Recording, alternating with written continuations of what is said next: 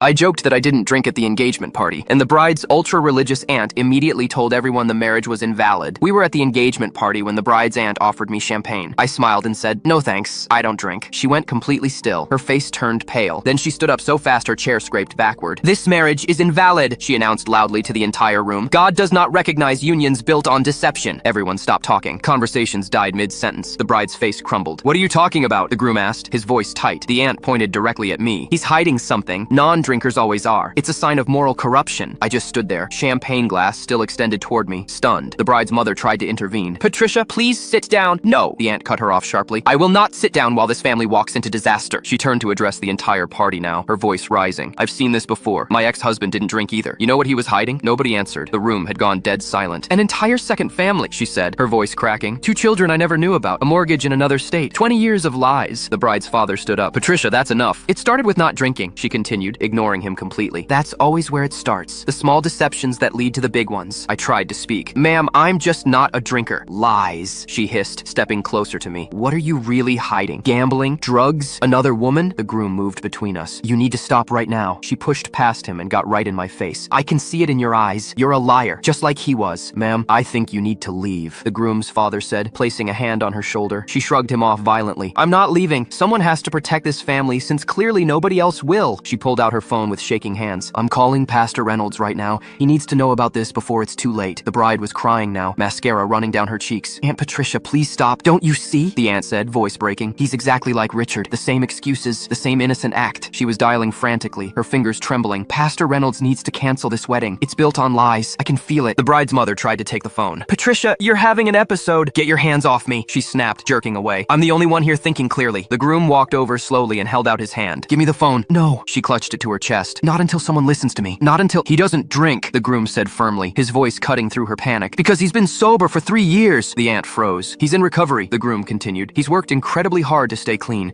and you just shamed him in front of everyone." The aunt's face went white. Her hand dropped to her side, phone still gripped tightly. "That's why he doesn't drink," the bride added quietly, wiping her eyes. "Because he almost lost everything to alcohol. His job, his family, nearly his life." I felt my throat tighten. This wasn't how I wanted everyone to find out. The aunt looked around the room. Every single person was staring at her with a mixture of pity and disgust.